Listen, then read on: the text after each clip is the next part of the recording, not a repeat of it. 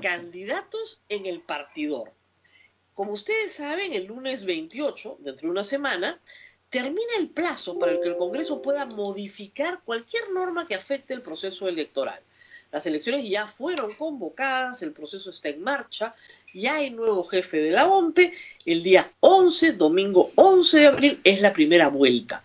La OMPE ha pedido una serie de normas que tienen que aprobarse el próximo lunes, normas de operaciones en realidad para las elecciones, para que no tengamos que ir a votar todos juntos a la misma vez, sino durante 12 horas, dependiendo del número con el que termine nuestro DNI, y en fin, una serie de medidas más locales, más mesas, más miembros de mesas, subvenciones a los miembros de mesa para ir a votar. ¿Y cómo van los candidatos? Pues hasta el plazo es el 30 de septiembre, el miércoles de la próxima semana, para inscribir el último partido que puede inscribirse, pero parece poco difícil que estos logren hacerlo. Por lo tanto, vamos seguros con 24 inscripciones partidarias. Llamémoslas así porque realmente no son partidos, pero 24 inscripciones que habilitan a los miembros de esa organización política que militan en ellos a participar, ya sea en sus elecciones internas y se resultan ganadores en las elecciones nacionales del próximo año para elegir presidente y Congreso. ¿Quiénes están en el partidor de los candidatos presidenciales, interesados? Pues ya tenemos la noticia, hoy está en la República, de que George Forsyth va con el Partido Restauración Nacional, que tiene una inscripción vigente. El Partido Restauración Nacional, como ustedes saben, correspondió a la iniciativa de varios grupos evangélicos que fueron mucho tiempo liderados por el pastor Lai. Se planea o se plantea en el artículo publicado en La República que probablemente el nombre del partido cambie a Victoria. Es más una iniciativa electoral, un frente electoral que un proyecto político en realidad. Hay otros partidos también que están listos y preparados y otros que están jalando candidatos de todos lados. Por ejemplo, Verónica Mendoza repite el plato, no logró inscribir un Nuevo Perú y repite el plato con Juntos por el Perú. Luego tenemos candidatos como el señor Urresti, que no milita en Podemos, pero aparentemente va a postular con Podemos, no lo sabemos. Y Keiko Fujimori, que por supuesto también tiene una posición expectante. Ella sí responde a un partido que ya fue fundado en el 2011 y que ya tiene una trayectoria por lo menos de 2 campañas presidenciales. Los primeros que van en el partidor son los que llegan finalmente a la segunda vuelta. Por lo general, no. El caso de Keiko Fujimori siempre ha sido especial, tanto el 2011 como el 2016 tenía 6 meses antes 20% en la encuesta y continuaba en esa línea hasta el final prácticamente, en que llegaba primera o segunda vuelta y pasaba así, a primera vuelta y pasaba así a la segunda vuelta. Esta vez arranca de muy atrás, arranca con 7%.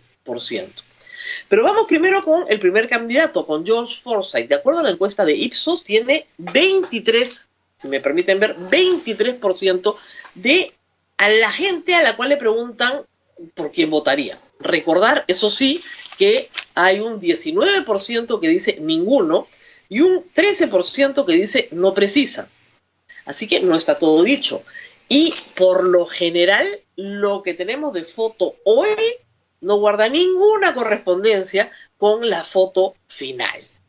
En una encuesta 6 meses antes de las elecciones de primera vuelta, no figuraba ni Pedro Pablo Kuczynski, ni Ollanta, ni Alan García. Y esos fueron los que terminaron siendo presidentes, ¿no es cierto? Entonces, ¿qué es lo que importa acá? Más o menos ver los perfiles y las tendencias. George Forsyth tiene 23 puntos. Ustedes dirán, ¿por qué? No tiene proyecto político, no tiene partido político, no tiene experiencia política, salvo la Municipalidad de La Victoria. Probablemente ese sea su mayor activo. Cuando se le pregunta en la encuesta de Ipsos con qué partido simpatiza o usted es independiente, más del 60% dicen somos independientes. Y hay un grupo que ni siquiera precisa. Digamos que 3/4 partes del país no se identifica con ninguna agrupación política, no simpatiza, no le interesa la política. George Forsyth representa eso, representa una cara joven, despolitizada, que quiere ser presidente del Perú.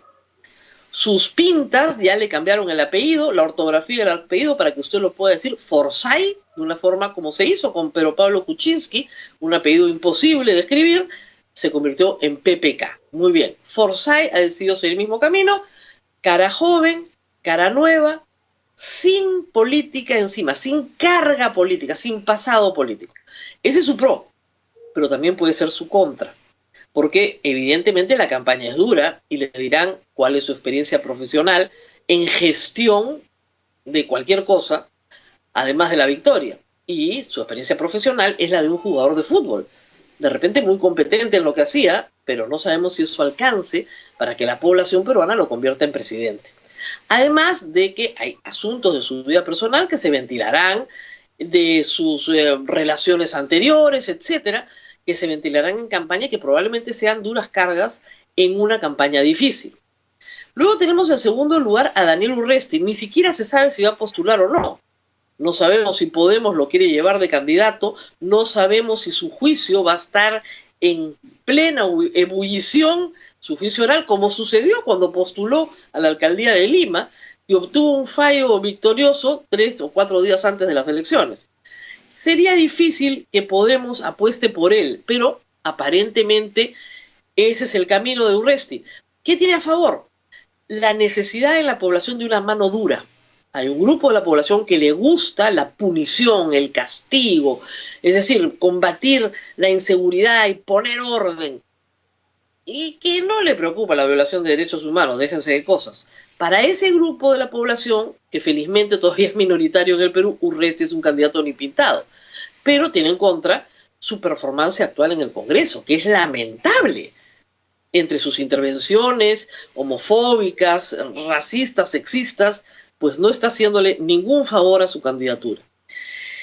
Keiko Fujimori va en tercer lugar con 7% y, sin embargo, está cambiando la estrategia, está trazando una estrategia política que creo que es la única que ha visto que su contendor en las elecciones no es Martín Vizcarra, son los demás que están ahora en el Congreso, los demás grupos políticos.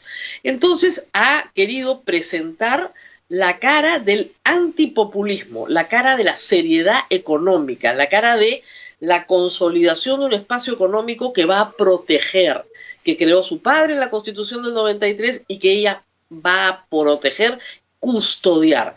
Esa puede ser una gran fortaleza frente a lo demás que tenemos en el Congreso. Pero al mismo tiempo su mochila, como ustedes saben, está cargada de piedras. Es notable que tenga 7% después de haber estado casi 1 año y medio presa. Es notable que tenga ese porcentaje sabiendo que recibió fondos de empresas privadas de manera irregular. Es notable que tenga ese porcentaje sabiendo que se opuso al indulto de su propio padre y promovió que a su hermano lo procesaran. Es notable, pero tiene eso en la mochila y es grande y va a ser difícil que lo pueda remontar.